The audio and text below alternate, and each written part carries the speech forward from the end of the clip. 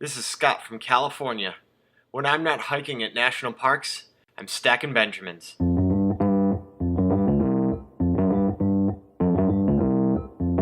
Live from Joe's mom's basement, it's the Stacking Benjamin Show.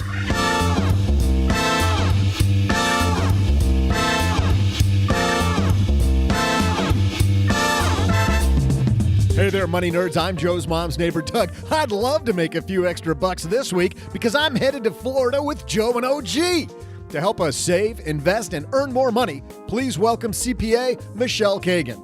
Also in headlines, exchange-traded funds are getting smarter and investors' appetite for risk hits new highs. We'll talk about what that means to you. Hey, we're also going to throw out the Haven Lifeline to Bobby, who wonders about retirement plan fees, answer your letters, and still rock some of my money trivia. And now, two guys who are alarmingly pale and should be packing up lots of suntan lotion, Joe and O-G.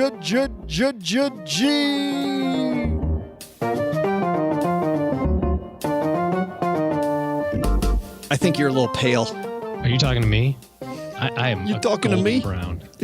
No. I do not burn. I turn golden brown. No suntan lotion necessary for me. Yeah, every time, I'm sure. Hey, everybody. Welcome to the Suntan Lotion Podcast. I'm Joe Salcihai, Average Joe Money on Twitter. So consider me SPF 190, right? Yeah, they don't make it high enough for your pasty skin. No, it's going to be great. What we're talking about, actually, you and I headed to Florida with some people. Stacking Benjamin's Experience coming up. StackingBenjamins.com/experience if you want more information on that. You like heading to the beach. Yeah, I'm quite the beach bum. Can't you tell? Yeah. But you do. I know you love the beach. Yeah, don't do that. Don't do that. If we're meeting people, don't do that. Don't ask if they want tickets to the gun show. That thing that people didn't see, that I got to see, don't do that in Florida. Please don't do that. I got tickets to the gun show. We're going to have so much fun. And we found out we've got space for 30 people. We found out if we get 30 people there, Paula and Len are going to come with us. Doug's coming if we have 20 people. And you know what? If we have 30, we'll do a live version of the show with Paula and Len. How fun will that be?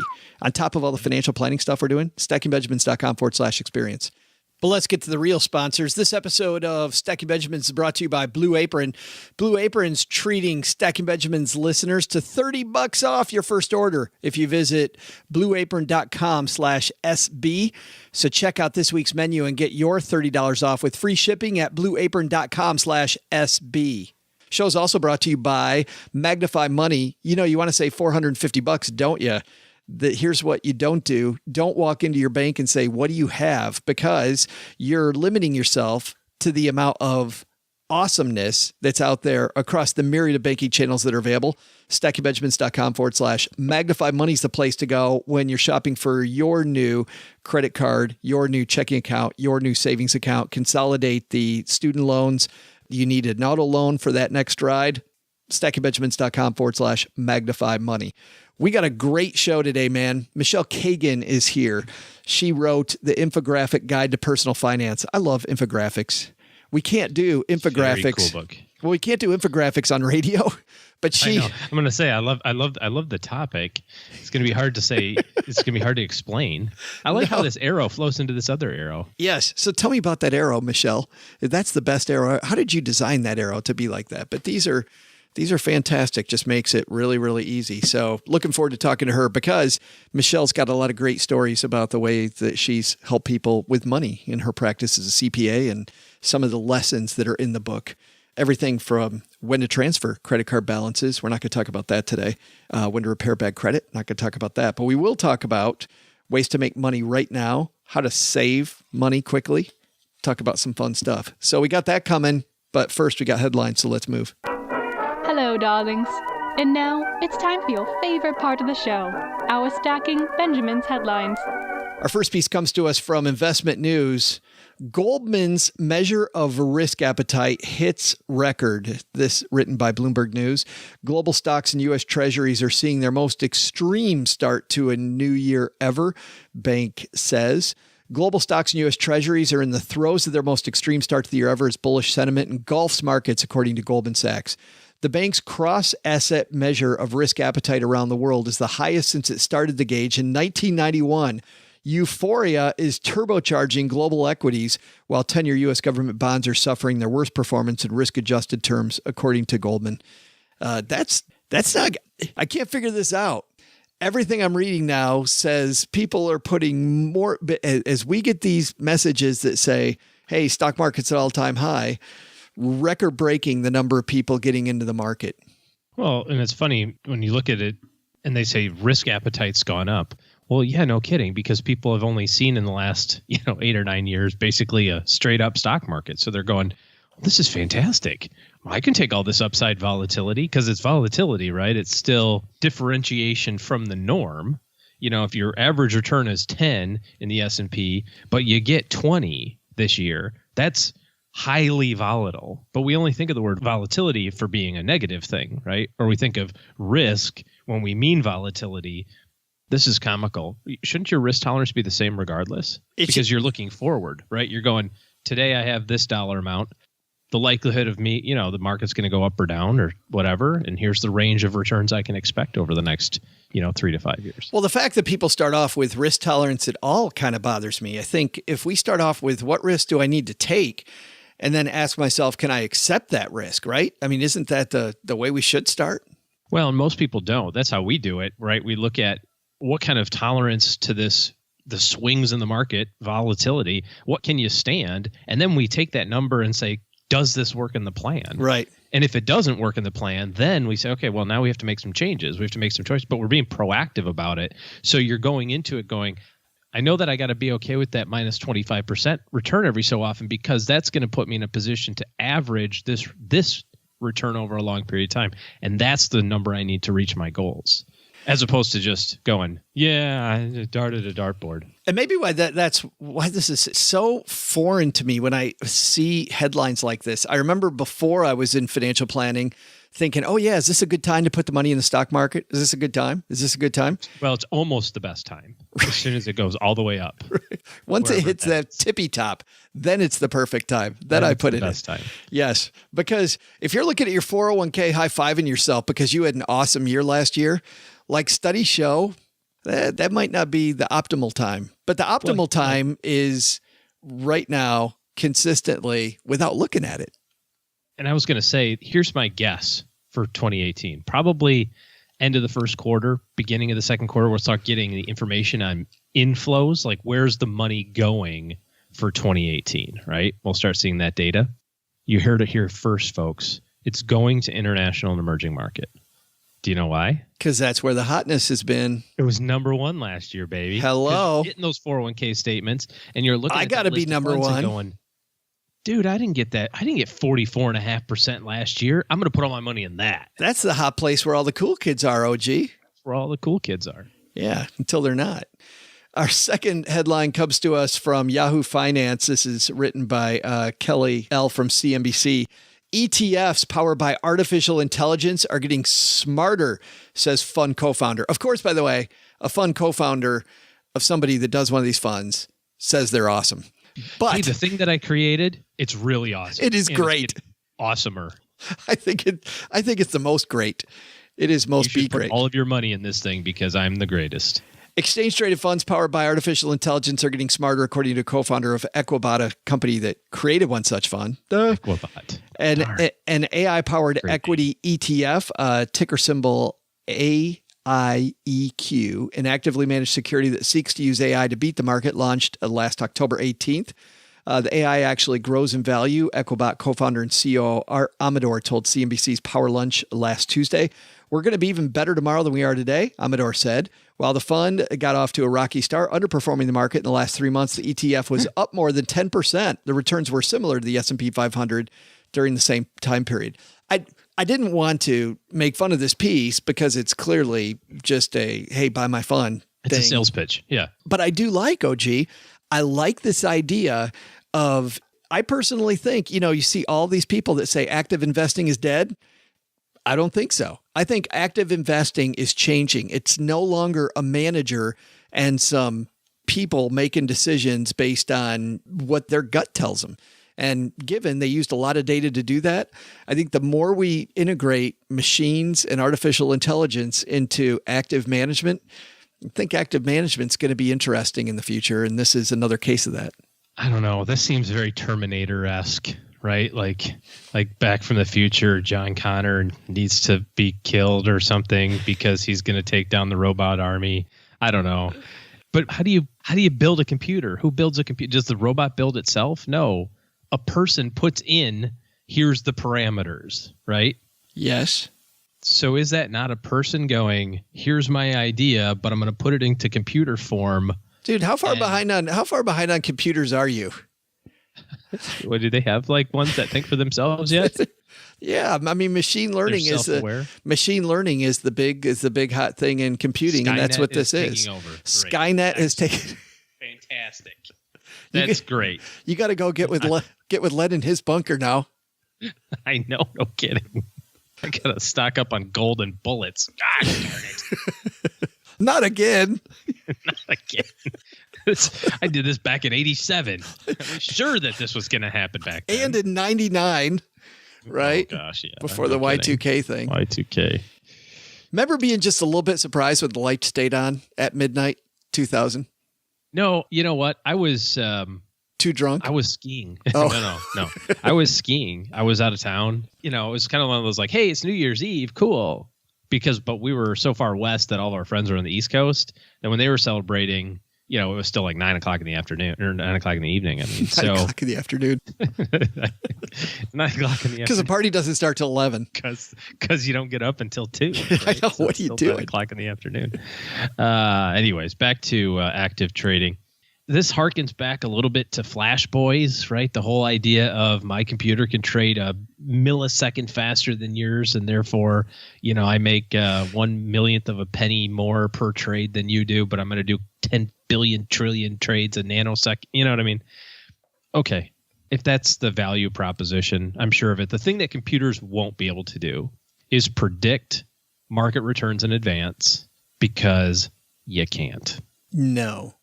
So if I can't predict market returns in advance, then all I'm doing is I'm just empowering a computer to maybe make a better educated guess than me if I'm trying to actively trade it, right? Well, I think number one, get rid of emotion in the thing and just use the data. Forget about the emotion. Trade consistently just on the data. This is what happened. I'm going to interrupt you. This is what happened. I'm going to do it anyway, whether or not you want me to or not. Not to interrupt you, although I'll interrupt you. This is how we roll. But isn't this what Betterment did with the whole like Brexit thing a year and a half ago? They went, yeah, we're going to turn off the computers.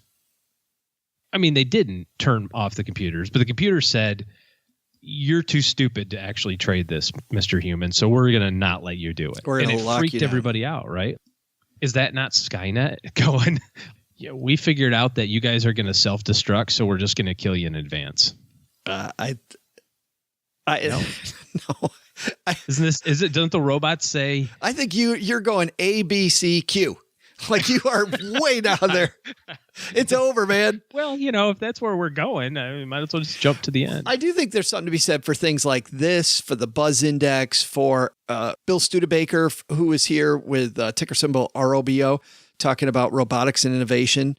Now, that's more of a sector bet, right? They're playing that sector, or even like what Phil Bach is doing in that loser town in Michigan, where he's taken the S&P 500 and turned it upside down and said, hey, what if we do the reverse so we're not the PNS 500?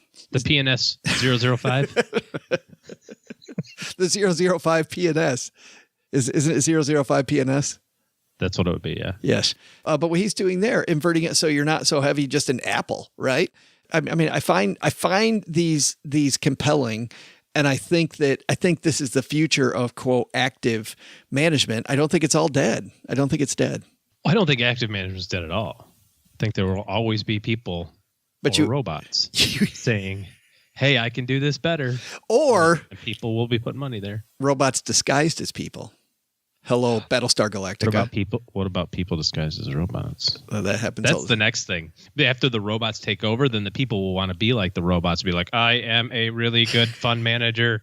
You know, you'll be on CNBC. You know, the first with a cutout box with like, buy my fund. Buy my fund. Yeah, right. Buy my fund. I am a robot. Did they buy it? Did they buy it, Martha? I'm hoping they bought it. I think our lesson is number one, don't joke about the robots because this is going to come back and bite us. My MacBook is going to kill me. It is. It's over for you, pal. And our second takeaway is thinking about throwing everything into stocks now at the high. Do it. Go for it, man. Hashtag winning.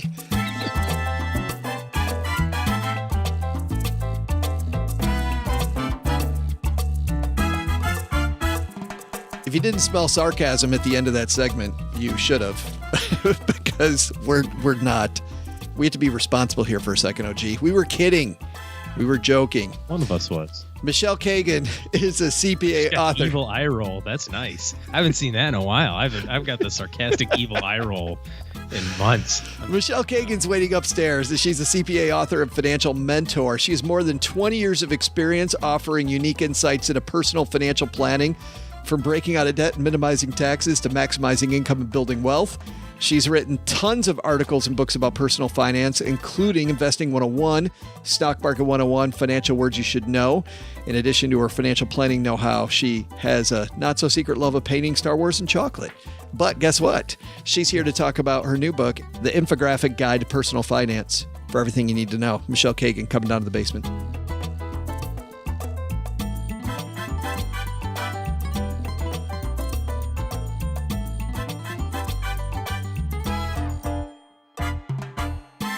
Michele Cagan joins us. How are you?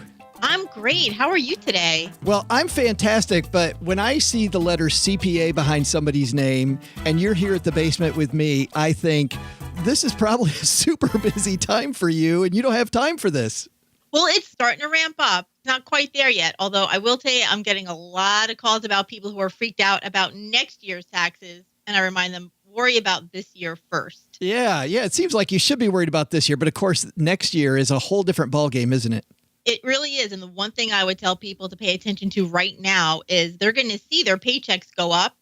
That may be a little bit of a problem because we don't know if they're going to end up owing taxes because their paychecks went up too much. So kind of try to keep an eye on that so you don't end up with a big tax bill in 2019. That's interesting and I want to get into the awesome infographic book that you made. But before that, how do I do that? Do I do a tax projection partway through the year, Michele? How do I keep an eye on it to make sure that I'm not going to owe a bunch of money and get a surprise next April?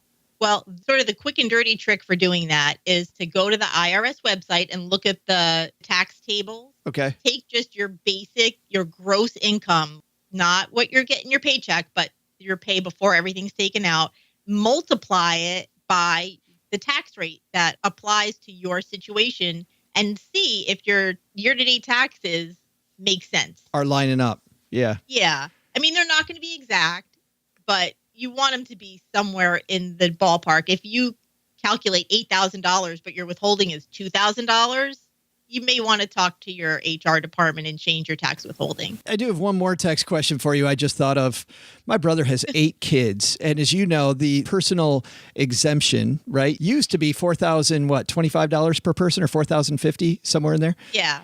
So, Michele, that's $40,000 for 10 people in his family. I know it was replaced with a child tax credit. Is that tax credit going to make up for it, or is he going to be in a whole different situation now?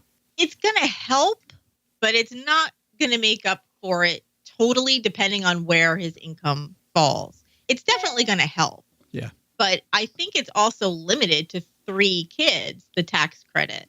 So it's going to help, but it's not going to be enough. And again, this tax law is crazy. There's so much we're going to be learning about it, but I'm pretty sure you can only take 3 kids in the tax credit. Yeah. Well, I'll tell him the bad news. Maybe with a 6-pack of beer. Maybe. I would think maybe you might need a bottle of tequila along with that. Something a little stronger. Well, let's talk about some really strong stuff, which is the infographics you have in here, because I love the visual nature of what you've done here. And I mean, we're kind of we believe it when we see it society. Let's talk about some of the mistakes people make with their money. What's the biggest mistake you see people make when it comes to their personal financial decisions? Well, the very biggest mistake is that people are very emotional about finances, and finances are math. And if you take the emotion out of them, it's a lot easier to control them. When you get emotional about it, that's when the biggest mistake. What's the biggest piece of math that we need to understand that people don't seem to understand? Spend less money than you make. I was expecting this amazing rocket science, Michele, and it just is not that. Well, I mean, I could come up with some crazy formula, but honestly, that is the biggest equation that people should pay attention to. You've got one in here about how your money grows. Can we walk through that? Because people don't understand this equation either, which is how we actually make our money make more money. And I love this infographic. Here's how compounding works.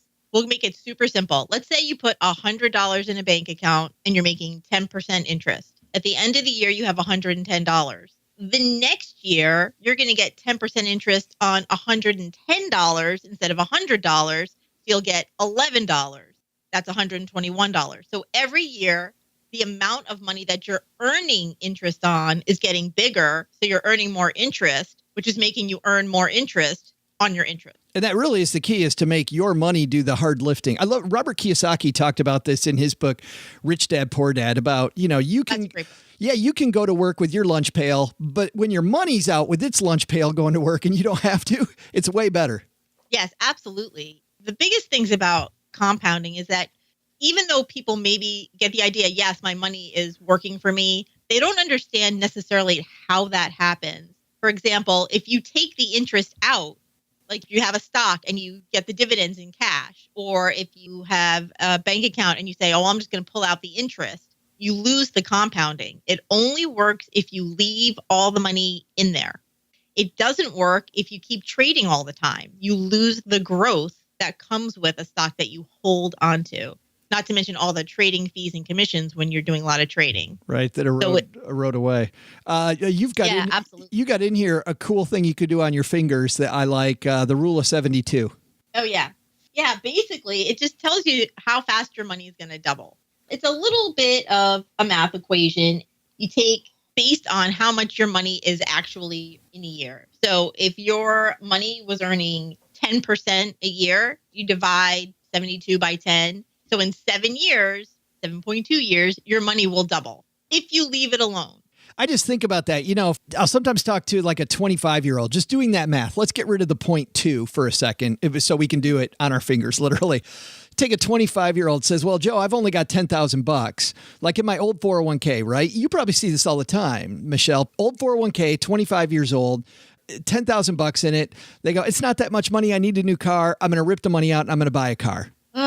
And of course, as you know where this heads, right? I mean, you're going to pay not just the tax, but the penalty. You're going to pay all these. What are you going to end up with? You'll end up with, let's say you're in the 25% tax bracket, 10% penalty.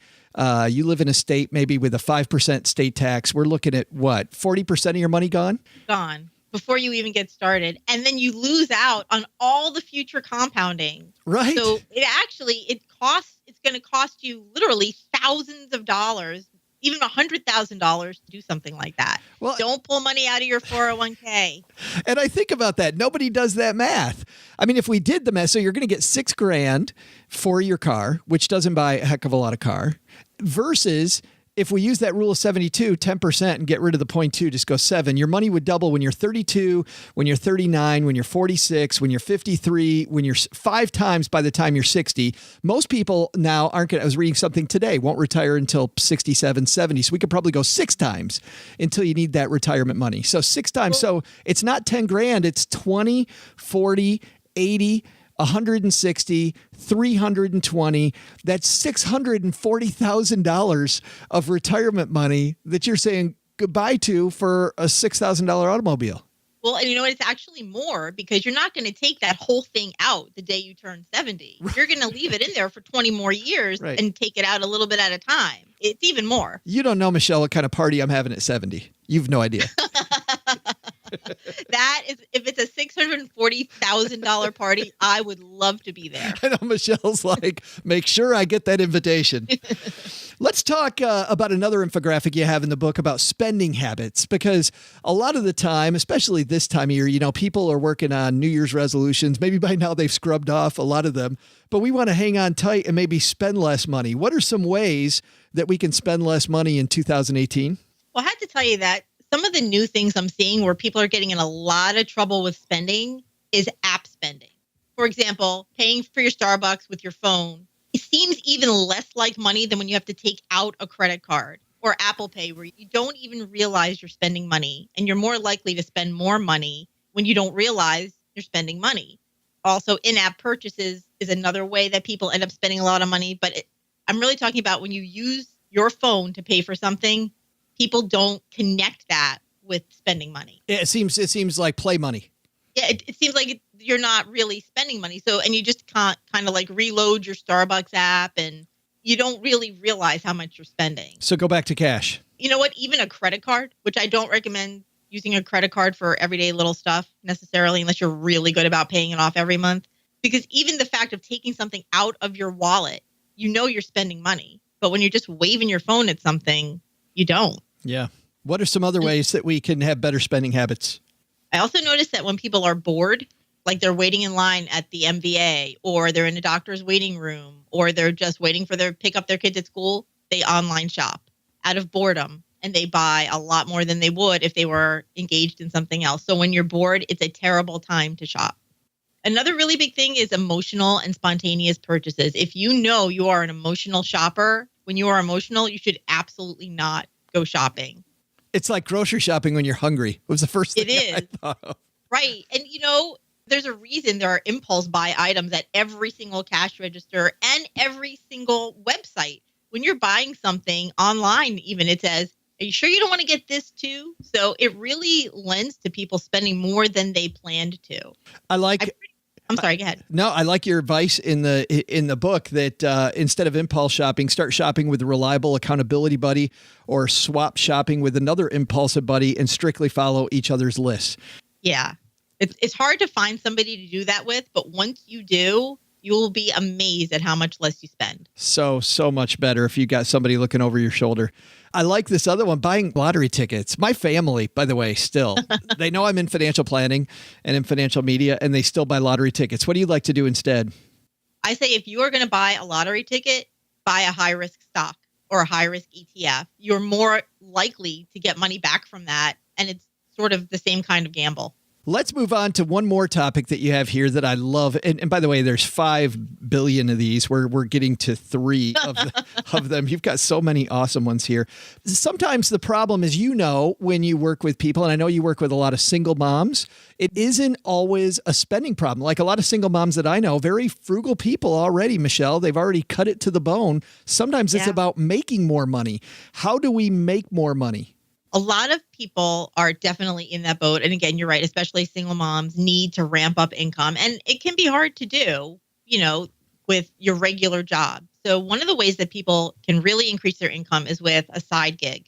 But you have to do it the right way, or you're not going to make as much money as you think you're going to make doing it. So one of the first things I tell people who are doing some kind of side gig is don't undervalue yourself. You need to charge what you're worth. If you know you're worth $40 an hour and somebody says to you, I'll pay you 20, walk away, because you're losing out on that extra $20 an hour that somebody else will be willing to pay you. How do you know, if you're just starting off, what the market will really bear? Well, I think there are definitely ways to look. For example, if you want to do proofreading or something, there are websites like Editorial Freelancers Association that have a listing of what the rate ranges are. But if you're going to do something you've never done before for your side gig, I would recommend you do something that you know how to do, so you already have a sense of how much it's worth. Yeah. I see that often, that people have these great innate talents and they don't use those. They decide to go off and do something just wild that doesn't make any sense. Well, if the point of this is to make more money for yourself, the easiest way to do that is with something that you're good at and people already know you're good at. To start off something completely different when your purpose is to increase your income, as opposed to start your dream company, you really want to stick with something that people know you are experienced at. And the second thing is you need to treat it like a business. It's not just another paycheck. It's a business. And you have deductible expenses. No matter what you're doing, there is an expense you can deduct somehow. And when you don't deduct those expenses, you're paying too much taxes. And I am definitely all for paying the absolute minimum, tiniest bit of taxes you possibly pay. I'm all in favor of tax avoidance. not tax evasion, because that's illegal, but tax avoidance. Like, you need to get your taxes down to the absolute minimum they could be. Yeah, I think if it's legal, you should take that deduction. Like, why wouldn't you take the deduction? If it's out there, I should take it. Yeah, well, because a lot of people don't realize when they get their side gig income, it comes on a 1099 usually, and it might just say other income or something like that. They don't realize they're a business. They think this is just other income like my paycheck. Right. Yeah. And it's a whole different ballgame. Yeah, and it doesn't have taxes taken out too, which is, people also forget that. There are no taxes taken out, which means you have to pay the taxes that weren't taken out. This particular infographic I'm looking at is 5 ways to boost your income this month. Number 1 on here, which you mentioned, was get a second job. Number 2, which is the side gig freelance. Number 3, drive around town, check out popular services like Uber or Lyft. Number 4, join a direct sales company. But you also caution people on that one too, that sometimes if you join one of these multi-level marketing companies or direct sales companies, sometimes you're buying a lot of inventory and that could sink you. Yeah, if you need to pay out money for the side gig that you need to make extra money, skip it. And then number 5 is rent out your home. If you have an extra bedroom or a finished basement, use Airbnb, Zillow, or Craigslist. Great stuff. You've got all kinds of things here. Emergency funds can save the day. Great emergency funds infographic. What insurances do you need? I'm literally taking chunks of the book and just skipping to the next section. When to transfer credit card balances. Everything you need to know about your debt to income ratio. What all's in here, Michele? Truth is that what's in here is the basic personal financial information every single person needs, but no one ever teaches you how to do. And yet somehow, as soon as you're 18 or as soon as you graduate from college, we just expect you automatically, magically, somehow know how to do it. And that's how people get in trouble, by not knowing how to take care of their finances before they make really costly mistakes. The book is The Infographic Guide to Personal Finance. And your website, if people want to know more about Michele, is MicheleCaganCPA.com, CAGAN. And we'll have a link, by the way, on our show notes to Michele's website and to the book at StackyBenjamins.com. Thanks for hanging out with us today. Thank you so much, Joe. I had a great time. Love the basement.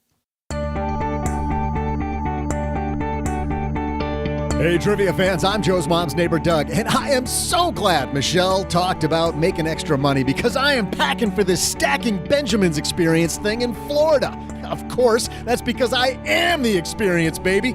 In fact, it's good I'm headed to Florida because people call me the Walt Disney of podcasting. Never actually heard anybody say that, but I'm pretty sure they're thinking it. Speaking of old Walt, how's this for some trivia? What company, better known for snack chips, sponsored a Mexican restaurant at Disneyland in 1955? I'll be back with the answer and more film to pack away for my Polaroid camera. That's going to come in handy for all the selfies people are going to want with me in Florida.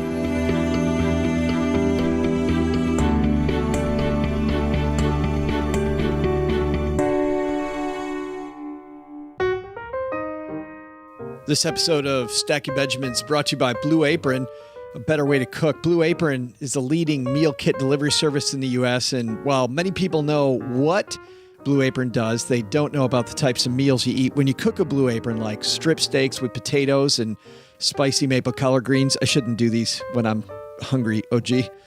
A steakhouse-inspired favorite with the delicious twist, chili-infused maple syrup. With incredible ingredients and chef-designed recipes, Blue Apron lets you see what the power of food can do.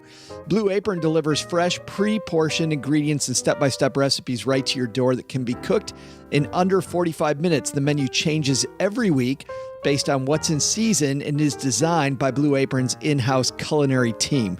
Blue Apron offers 12 new recipes each week, and customers can pick 2, 3, or 4 recipes based on what best fits their schedule.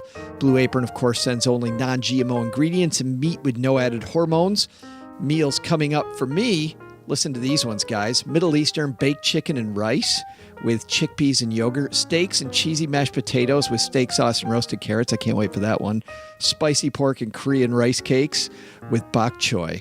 Different stuff every night. Lots of fun. Blue Apron is treating Stacking Benjamins listeners to $30 off your first order if you visit blueapron.com/SB. So check out this week's menu and get your $30 off at blueapron.com/SB. Blue Apron, a better way to cook. All right, raise your hand. Do you drive an extra 5 minutes in traffic to save just a few pennies at the gas pump? Well, when's the last time you spent 5 minutes trying to save on the big things like auto loans? Lucky for you, we brought in Nick Clemens from Magnify Money with a few tips on saving money if you find yourself financing a car. If you're buying a new car, there's really no better deal than the 0% financing that would be offered by the manufacturer. The issue really starts to happen if you don't qualify for the manufacturer's financing or you're buying a used car. And in those cases, I think it's a very good idea to always shop online and get a low rate before you walk onto the lot. Chances are high that the dealer will beat it, but if you don't walk onto the lot with a low rate to begin with, you know you won't get the best deal. Thanks, Nick. More than just auto loans, Magnify Money's the perfect spot for reviewing just how well or not your checking and savings accounts are performing. You might just decide to switch banks, and guess what? Why stick with just one bank at all when you can use MagnifyMoney.com to always find best-in-class stuff? StackingBenjamins.com/Magnify Money. Average person saves $450 in interest when they go there. StackingBenjamins.com/Magnify Money.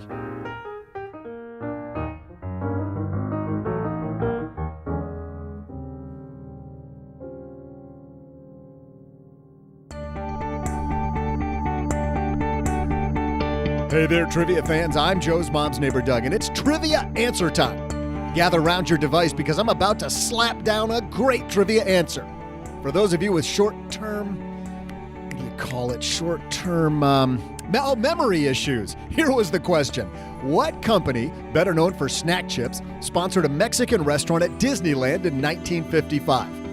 Well, today is National Corn Chip Day, wouldn't you know? So, of course, the answer is that in 1955, just 2 months after Disneyland opened, the company debuted Casa de Fritos, authentic Mexican food. Nothing makes me think authentic Mexican food like bagged corn chips.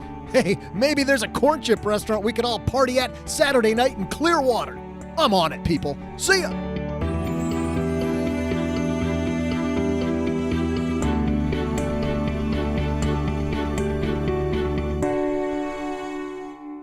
Big thanks to Michele Cagan for stopping by the basement. By the way, Fritos.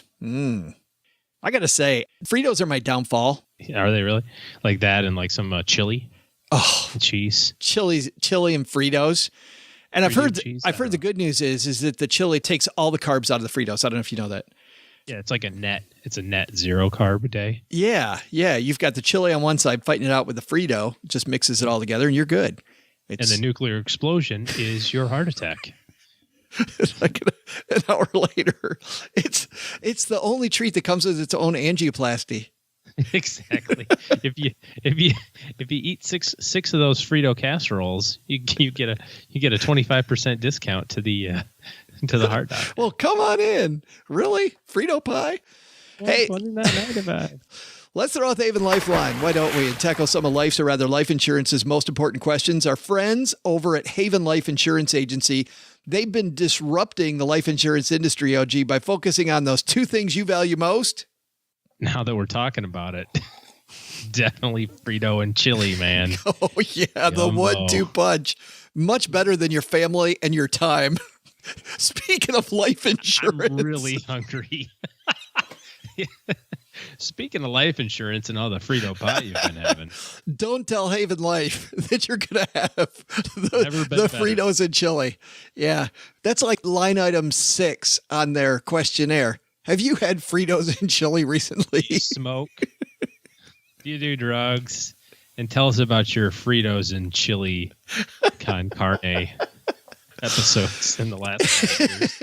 It's automatically disqualified. They were the first life insurance startup that's also wholly owned by industry giant Mass Mutual to create a high-quality, affordable term life insurance policy you can purchase entirely online, and qualified healthy applicants, they can even skip the medical exam.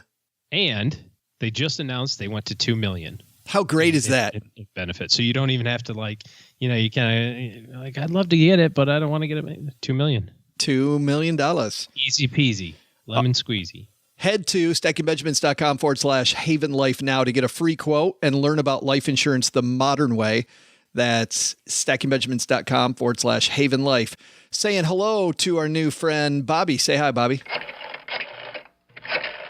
Hey, Joe and OG. My name's Bobby. I have a 401k through my work plan, and they've partnered with a national financial advisory company. We'll call them Monetary Motors. And I called them at the beginning of the year to see what the fees were for my account. And my Vanguard funds have a really low 0.07% fee for those managed funds. And the Monetary Motors company, they charge a 0.6 fee. So quite a big difference. I ran it through one fee calculator, and that could add up to $100,000 by the time I retire. So I was wondering what your thoughts are. I consider myself a pretty smart investor, through no credit to the show, of course. And I just wanted to see if you thought it was worth it for me to save that 0.6% and do a quarterly checkup and rebalance on my own, or do you think that's worth it? It's I believe a pretty low fee to have somebody manage my account. So do you think I should just let them keep a closer eye on my account? Love to hear your thoughts. Thanks. Hey, thanks for the question, Bobby. Great question. The fee monster rears its ugly head again. I was a little confused. I thought he was talking about the fees of the funds were 0.6 versus point whatever he said at the beginning. But he's saying to hire somebody, to hire this investment firm to watch over it, basically, is 0.6. Yeah, apparently. Hey, it's pretty cheap, dude. I mean, relative to what a full service advisory firm charges. But they're not doing a full service. I mean, they're right. So it's cheaper, right? Bloom is $10 a month. Yeah. So it really is going to boil down to whether or not you feel like having somebody take a look at it every, 6 months or every year is worth that extra few bucks to you. If you can handle it on your own, then I wouldn't do it. I mean, if you're just going to run a Excel worksheet, I want 49% in this fund, and you find out that you're at 52 and you go, okay, you figure it out. I got to sell this much to rebound. That's good. If you're somebody who can't trust themselves with that sort of thing, either you don't want to do it, Excel spreadsheets scare the heck out of you, or you're undisciplined. And what I mean by that isn't about by saving, but if you're going to get freaked out and do like this nonsense where you go, oh, emerging market value was number one last year, so I got to put all my money in it, If you're just going to follow a disciplined, I got my 4 funds and they're 25% in each fund, you ain't got to pay anybody anything for that. The big thing for me is I don't know what he gets for that fee. Like, I don't know if it's a good fee or bad fee, because I don't know if it comes with like French toast and a back massage, because that might add up. I mean, that's some good. Okay, creepy Joe. I didn't. Well, weirdo. Hey, so, if you're, I'm going to add that to my service offering. If you guys are, sweeten the pot a little bit, in addition to the full service financial analysis, we'll also throw in a massage. I was talking on the Money in the Morning show recently, a headline that showed that millennials, wealthy millennials, they choose their advisor based on whether they're going to buy them stuff. Like, are they going to take me to lunch? Are they going to take me to sporting events? Will they take me to rock and roll concerts? What? The new tax law, when entertainment you can't deduct it anymore. That's going down. Bye-bye. No more Super Bowl tickets. You're not getting that love anymore. You can still get lunch. Food still is deductible, but not entertainment. But I think overall, I don't know. What do you get out of this for your 60 basis points? I don't know. I don't know if a fee's expensive or it's not, unless I know what I get. And maybe there's a track record that says, hey, here's what we've done in the past. And past performance, no indicator of future results. But it will give you kind of a clue about what we're talking about here. If it's, some guy behind a computer who's just going to do the same stuff that you do by looking up some third-party asset allocation software and calls you twice a year to rebalance the number, no, probably not worth it. But I don't know. I don't know what it comes with. So the answer, Bobby, is it depends on the stuff. And I think this is, and this is not Bobby, this is a lot of people, man. We get so caught up in the fee, low fee, low fee, low fee, low fee, low fee, and we don't get caught up enough in, have I saved enough? Well, I remember we had a call Monday from a listener who I think he was using, I can't remember, but anyway, he was using somebody that was pretty inexpensive, and then went, oh, by the way, he also told me he can't help me with these 42 other things that I've got issues with. Right. And so you go, well, that's great. I got a really low cost, but I didn't get anything for it. So the great news is that I got what I paid for. It reminds me of that Tommy Boy bit, right? You can take a dump in a box and mark it guaranteed, and all you're getting is a guaranteed piece of shit.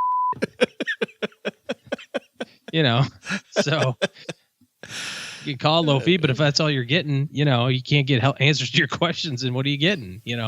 I don't know. It's not about that. It's not about the 60 points that the advisor charges or the whatever. It's, are you saving enough freaking money? Are you monkeying with it? God bless America. That is the biggest thing. That's the biggest thing. And it's so hard to impress upon, I think, new investors, the behavioral impact of seeing your portfolio go down 30 freaking % in 3 months. And you go, yeah, I lived through it in 2008. It was, I didn't do anything. Yeah, you had 10 grand and it went to 7. That's what Bitcoin did in the last week. So no big deal, right? But when you've got $1 million in your $1 million account in one calendar season, one quarter goes down freaking $300,000, you're going to freak out. And the hardest thing to do is to just go, yeah, I'm not going to do anything. I'm good. Chris Costello was from Bloom, the CEO of Bloom, was on our Facebook Live last week that we do nearly every Thursday at noon Eastern. By the way, if you want to join us. I'm good. He was, well, you join us from time to time. He I didn't know if you were offering for me to join him. He told some stories. He told these same stories. I mean, because he's a guy that's been around the block like you and I have been, and just tells stories about person after person wrecking their own financial future. Just cannonball to it. Just smash it. We obsess about the right fund. We obsess about the right fee, and we take the money out at the wrong time. Oh, yeah. Yeah. But it's down 40%. He talked about 2000 to 2002 and about living through that, as at that time he was a stockbroker. And, it's brutal. 2000, 2001, 2002. People lived through that. He said he remembers early halfway into 2003. In 2003, you've got people that are bailing out and they're like, I can't take anymore. He said, I can't tell you the number of times I heard people say, I really like you, Chris. I can't take anymore. I just can't take it. The stock market in 2003 was amazing by the end of the year, was on fire, and it only caught on fire after nearly everybody got out, right? All the people, it just swept the floor. Cleanse. Yes. Cleansed it. Oh, it's like a juice cleanse. Yeah, people not getting out. He made a good point that I want to reiterate. He said that there's a difference between a decline and a loss. He said the market will decline, and that's what markets do. They go up, they go down. It's not a loss until the investor decides to sell, right? Yeah. The second the investor sells, now it's a loss. So I thought that was... And if you're diversified, you have to really at that moment ask yourself, is it likely that every company, I own 12,000 companies, are they all going to go bankrupt? Are they all on their way? Yeah. And if so, then... Well, then it doesn't matter. Yeah, anyway. go join Len in the bunker. Yeah. So he's got room. And Bobby's sitting here. All I did was ask about the fee. He's going, I'm sorry, guys. I didn't mean it. I'm so sorry. I'll pay it. I'll just pay the fee. It's okay. Just asking a question. Thanks for the letter, Bobby. And to make up for the fact that we just took your letter and ran with it, we're sending you a Greatest Money Show on Earth t-shirt. Co-branded. It is a circus, baby. It is you never know what to expect. And 3 rings, that's not enough for us. We also get letters here on the show. Doug just brought down the mail. This one comes to us from our new friend, Ryan. Ryan says, hey, you mentioned on a recent show the value of joining a mastermind group for mutual support as it relates to finances. Are there any existing masterminds you can recommend? I already do a mastermind for my mental health counseling business, and it'd be nice to locate some with a personal finance focus. Boy, I don't know any. Do you? I got to imagine there's some. There's probably a collection of them that you could. The answer is when you're creating a mastermind, you want to make it really small. And I'm sure that some exist. I know that different podcasts, as an example, have Facebook groups. I know that some have coaching. I know our friend David Stein has coaching with his Money for the Rest of Us podcast. We have The Basement, which ours is a little different. Sometimes people are really messing around. Other times we are asking serious questions of each other, but that's not really a mastermind. It's a nice collective of people that are all have similar goals, all people trying to get ahead. So I know about those. But in terms of putting a mastermind together, I think that's more on a local level. Find 3 people that you say, okay, let's hold each other accountable. Well, to some degree, that's what we're doing in Florida. I mean, it's a 30-person group maximum. We're trying to keep it small specifically so that we have this, this pack of people that are working together to achieve a goal. So it's not an ongoing mastermind, which actually is interesting. I hadn't thought about that, keeping it as a ongoing Facebook group. But I'm sure half of the things that happen in any mastermind aren't just in the agenda, but what happens in the hallways, what happens between the sessions, right? Tony Robbins says that your quality of your life is somewhat determined by the quality of the 5 closest relationships you have. And I've heard variations of that in different places, but this extends to money as well. And I think it's really important. I'm glad you hit on it there. If you're going to do something like this, you have to make sure that you're with a group that's trying to do the same thing at the same tempo. Thanks for the question, Ryan. If you've got a question for the show, it's really easy. Head to stackingbenjamins.com and you'll see right on the top of the page, it says questions for the show. Click that link and it'll show you all the ways that you can reach us. Thanks to everybody also who's left us a review of the show wherever you listen. Those are fantastic. And Mom puts those on the refrigerator. That's awesome. And then last, if you're somebody that's looking for good financial help in your corner, OG's taking clients. What does that mean? Well, head to stackingbenjamins.com/letter O, letter G, and that will lead you to his calendar, and you can schedule time to talk to OG about what that would take to get him in your corner. That's going to do it for today. On Friday, we've got the big 3. We've got OG, Paula, and Len. Going to be a hootenanny, as Mom calls it. It is. I can already tell. It's so fun. I have a feeling it might be pretty good. It very well might. All right, everybody go stack some Benjamins. Doug, what should we have learned? So, what did we learn today? First, take some advice from Michele Cagan. Think about the rule of 72 before grabbing money from your investments and spending it today. You might be giving up much more than you think. Second, artificial intelligence and your investments? Heck, people say I'm half robot because I'm automatic with these nuggets during the show, but your investments? We'll see. But the big lesson? Don't go looking for corn chip themed restaurants in Clearwater, Florida, unless you're ready to be really, and I mean really disappointed. Looks like those of you coming to the Stacking Benjamins experience will have to just gather around the hotel bar with me. Special thanks to CPA Michele Cagan for joining the fun today. You'll find Michele's book, The Infographic Guide to Personal Finance, wherever you find books. And we'll have a link on our show notes page at stackingbenjamins.com. Not signed up yet for the Stacking Benjamins experience? You're missing the opportunity of a lifetime to meet me, let alone we're going to be building financial plans and sharing financial jokes and maybe even talk about money down on the beach and all that boring stuff. But I'm going to be there, so that's pretty much why you're signing up, right? Hey, what's not to like? Head to stackingbenjamins.com/experience for more. This show was created by Joe Salsihai, produced by Richie Rudder-Reese, and engineered by the amazing Steve Stewart. Online, visit us on Twitter at @SBenjaminsCast or on our Facebook page. Shannon Cowan is our community manager and social media guru. I'm Joe's mom's neighbor, Doug, and I'm pretty much the guy in charge of everything around here. Trust me, this well-oiled machine didn't get like this all by itself. SB Podcasts may receive payment on the show from sponsors and guests in the form of books, giveaway items, discounts, or other remuneration. There's no way you would take advice from these dorks, but like Joe's mom always says, don't take advice from people you don't know. This show is for entertainment purposes only, and before making any financial moves, consult with a real financial advisor.